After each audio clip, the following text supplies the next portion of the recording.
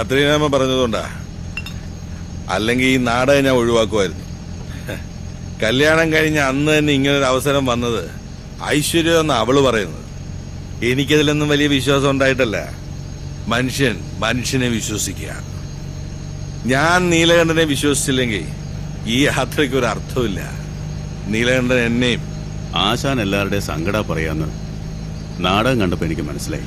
നാടകം എന്ന് പറഞ്ഞ നാടിനകത്തുള്ള സങ്കടമാണോ നീലകണ്ഠ?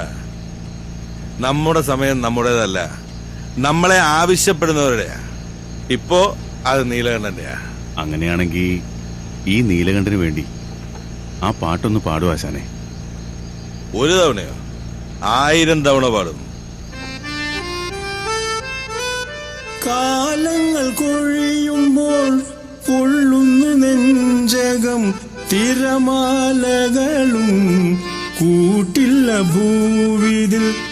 ഓമലെ നിൻമുഖം മായില്ല വാനിതിൽ, ഓമലെ നിൻമുഖം മായില്ല വാനിതിൽ.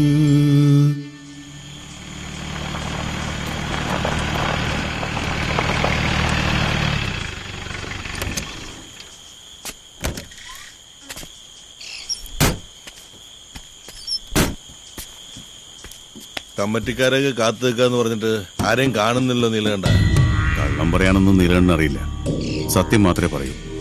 അത് കൊള്ളരുതാത്താണെങ്കിൽ കൊണ്ടുവന്നത് നാടകത്തിനല്ല ആശാനെ, നാട് കടത്താനാ. കൊന്നു തള്ളാനാ ഉത്തരവിട്ടത്. കൊന്നു തള്ളാൻ? അതെ. കൊച്ചൗസേപ്പ് മുതലാളി കലാകാരൻ മരുമോനെ മകൾക്ക് വേണ്ടി മനസ്സുകൊണ്ട് അംഗീകരിച്ചു എന്നുള്ളത് നേരാ. പക്ഷേ നാട് തണ്ടി വന്നവനല്ല പെങ്ങൾക്ക് വേണ്ടതെന്നും അങ്ങനെ ഒരുത്തനെ അളിയനായിട്ട് ആ ആംഗ്ലമാർക്ക് വേണ്ടെന്നുമാണ് അവരുടെ ഓർഡർ. ഇനി എന്താ വേണ്ടെന്ന് വെച്ചാ അത് ആശാന് തീരുമാനിക്കാം. ദ്രോഹികളെ, ഇത് ചതിയാ. വീടില്ല ഞാൻ ഒരുത്തനെയും. എന്നെ ഇല്ലാതാക്കാൻ വേണ്ടി നാടകത്തിന്റെ പേരും പറഞ്ഞ് എന്നോട് നാടകം കളിച്ചാലുണ്ടല്ലോ, വീടില്ല ഞാൻ.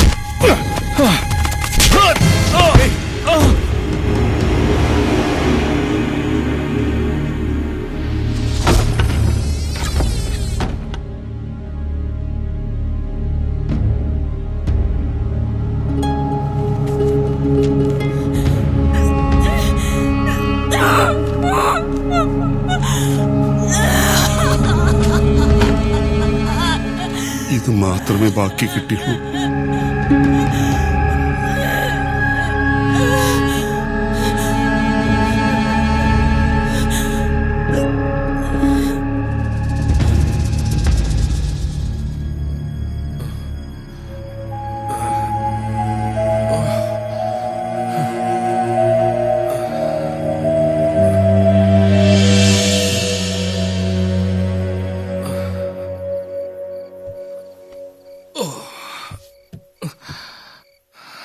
ഈ ചങ്കിലോട്ട് കുത്തിയിറക്കാൻ നീലകണ്ഠന്റെ കത്തിക്ക് മൂർച്ചയില്ലാത്തോണ്ടല്ല ഉണരും വരെ കാവലുന്നത്.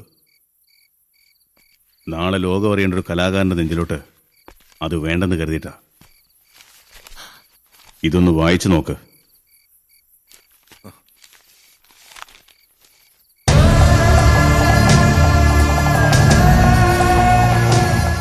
ഇതാണ് ആശാന്റെ നാട്ടിലെ സ്ഥിതി.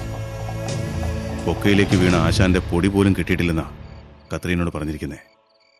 ഇപ്പൊ അവിടെ ഇടവക പള്ളിയില് മരിച്ചുപോയി ഈ ദാവീദിന്റെ ആത്മാവിന് വേണ്ടി കുർബാന ഒലിക്കുന്നുണ്ടാവും.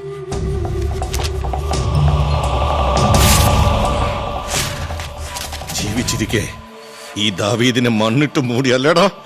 ഇനിയും ആണത്തം കാണിക്കാൻ വടക്കം വീട്ടിലേക്ക് കയറി ചെന്നാ ഒന്നല്ല, കത്രീനയും വയറ്റി കിടക്കുന്ന കുഞ്ഞുമടക്കം 3 എണ്ണം തീരും ഒരു കുഴിയില്.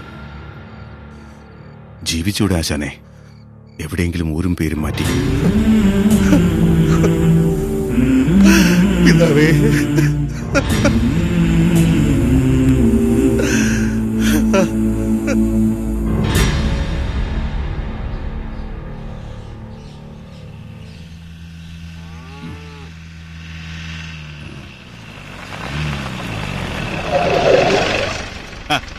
ഇതാര്?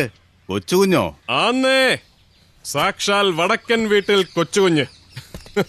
എന്റെ നീലേട്ട, അക്കാലം അല്ല ഇക്കാലം, സകലതിനും ഉടക്ക.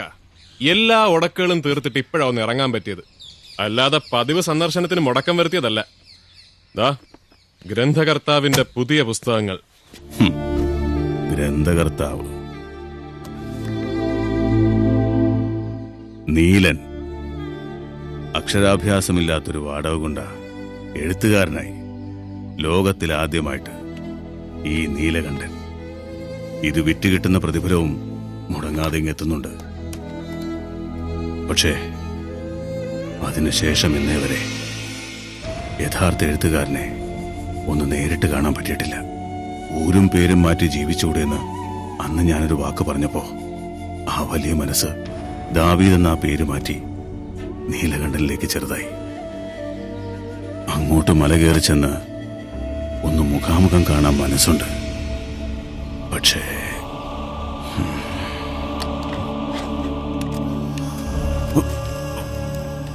അപ്പക്കാട്ടിലുകാര് കൊച്ചോസേപ്പ് മുതലാളിയെ കള്ള് കച്ചവടത്തിൽ തോൽപ്പിക്കാൻ വേണ്ടി ഡിസ്ലരിയിൽ നഞ്ചു കലക്കിയപ്പോ അതിന്റെ കണക്ക് തീർക്കാൻ ആൾബലമില്ലാതെ ഒറ്റയ്ക്ക് കയറി ചെന്നതിന് കിട്ടിയ പ്രതിഫലമാ ഈ ഒറ്റക്കാല്. അനുഭവിക്കാനുള്ള അർഹതയുള്ളതുകൊണ്ടായിരിക്കും ഈശ്വരൻ പോലും ഈ നീലകണ്ഠനെ അങ്ങോട്ട് വിളിക്കാത്തത്. കണ്ട കാലം തൊട്ട് കേൾക്കാൻ തുടങ്ങിയതല്ലേ ഈ പല്ലവി. എന്നതായാലും അങ്ങനങ്ങ് വിട്ടുകൊടുക്കുകയല്ല കൊച്ചുകുഞ്ഞ് ഒരു ഈശ്വരനും. കയ്യിലെ കത്തിക്ക് മൂർച്ചയുണ്ടായിട്ടും പണ്ട് എന്റെ അപ്പനോട് നീലകണ്ഠൻ എന്ന വാടക കൊണ്ട കാണിച്ച കരുണ കൊണ്ട ഇന്നെനിക്കൊരപ്പനുള്ളത്. അതിന് പ്രത്യുപകാരം ചെയ്യാൻ ഈ ആയുസിനെയും കൊച്ചുകുഞ്ഞിന് ബാക്കി വേണം. പുസ്തകങ്ങൾ മാത്രമല്ല, ആശാൻ വാറ്റിയെടുത്ത നല്ല നെടുമ്പൻ സാധനം കൊടുത്തു വിട്ടിട്ടുണ്ട് 3-4 കുപ്പി. പറഞ്ഞെടുക്കട്ടെ? ഒരെണ്ണം ആക്കണ്ട, ഒരൊറ്റ ഇരിപ്പിൽ ആശാന്റെ വാറ്റൊരു 6 കീറിയിട്ട് വേണം ഈ നീലകണ്ഠനൊന്ന് നിവർന്ന് നിൽക്കാൻ. എന്നാൽ നിവർന്ന് നിൽക്കാനല്ല, നിവർന്നിരിക്കാൻ. கடவுளே நீதான் பெரியவன். அடடே சேகரண்ணா, சும்மா சொல்லக்கூடாது. அந்த கடவுள் இல்ல, இந்த வக்கீல் சார் தான் இப்ப பெரியவர். இவர் சாட்சியே பிரதியாக்கி வாதாடினதுனால தானே இன்னைக்கு நம்ம அருமை தம்பி நம்ம வீட்டுல நிம்மதியா தூங்கிட்டு இருக்கான். இல்லைன்னா ஒன்னு ஜெயிலு, இல்லைன்னா தூக்கல தொங்கிட்டு இருப்பான். தெரியுமேடா சக்தி, அதனால தானே பிளைட்ட சார்ட் பண்ணி இந்த நெல்சன் சார நேர்ல பார்த்து ஒரு தடவை அப்ரிஷியேட் பண்ணணும் நான் பறந்து வந்தது. நெல்சன் சார் அவன் சின்ன வயசுல இருந்தே ரொம்ப பிடிவாதக்காரன், தலை தெரிஞ்சவன், அபஸ்மாரம். ஆண்டவனே, 10-14 വയസ്സിലെ പൂ മാതിരി ഒരു പൊണ്ണ്. മോഹിച്ചത് പിടിച്ചു വാങ്ങിയതും പോരാഞ്ഞ് പിന്നെ അതിനങ്ങ് പിച്ചു ചീന്തി കളയാന്ന് പറഞ്ഞാൽ ചില്ലറ കേസാ. നിങ്ങളുടെയൊക്കെ നല്ല നേരം ആയതുകൊണ്ടാ ആ ടാക്സി ഡ്രൈവർ അവിടെ കയറി വന്നത്. അയാൾ ആ പെങ്കൊച്ചിനെ ആശുപത്രിയിലേക്ക് കെട്ടിയെടുത്തത് വെച്ചാ ഞാനൊരു പിടി പിടിച്ചത്. അതുതാ ഇന്ത അഡ്വക്കേറ്റ് നെൽസൺ. പാവം 14 വർഷത്തെ കഠിന തടവും 3 ലക്ഷം പിഴയും അത്ര അങ്ങ് വാങ്ങിച്ചു കൊടുത്തു. போதும் போதும், ஒரு நிரപരാധിക്ക് അതുവേ പോതും. പിന്നെ നിങ്ങൾ പറഞ്ഞ ആ തലതിരിഞ്ഞ തമ്പിയെ പോലെ ഒരുത്തൻ ഞങ്ങളുടെ തറവാട്ടിലും ഉണ്ട്. കൊച്ചുപ്രായത്തില് ഞാൻ മോഷ്ടിച്ച അമ്മായിയുടെ മുക്കാപ്പവന്റെ താലിമാല അവന്റെ തല കെട്ടിവെച്ച എന്റെ തുടക്കം. ഒരു ക്രിമിനൽ അഡ്വക്കേറ്റോട് சரியான ആരംഭം.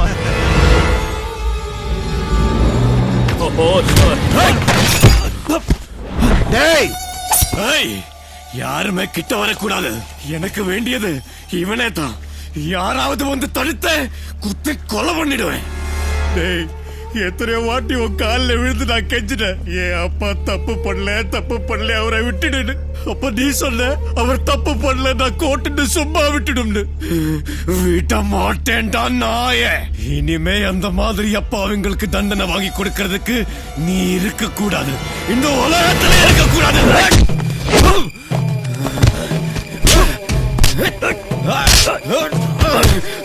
விட மாட்டேன்டா.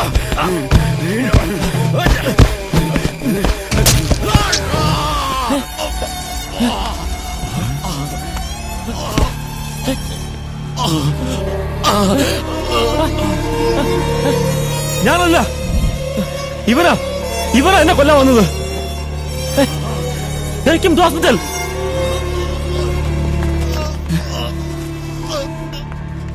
ഓ മൈ ഗോഡ്, സീക്കിരം ഹോസ്പിറ്റൽ എടുത്ത് പോങ്ങടാ. உத்தரோட இருந்தா திரும்பி வருவேன். ഓരോരുത്തന്മാർ കേറി വന്നോളും മനുഷ്യനെ മെനക്കെടുത്താൻ. ശേഖരനവാ. അങ്ങനെ അങ്ങ് പോവല്ല സാറേ. ആ പോയവൻ പാതി വഴിക്ക് അങ്ങ് തട്ടിപ്പോയാ കൊലക്കുറ്റത്തിന് ഞങ്ങൾ കോടതി കയറേണ്ടി വരും. അതുകൊണ്ട് ഞങ്ങളുടെ ഓണർ വന്നിട്ട് പോയാ മതി. അതെവിടുത്തെ ന്യായം? ന്യായ അന്യായങ്ങളൊക്കെ നമുക്ക് പിന്നെ പറയാം. സാറന്മാരും കൂടി വരണം. വരണം സാറേ.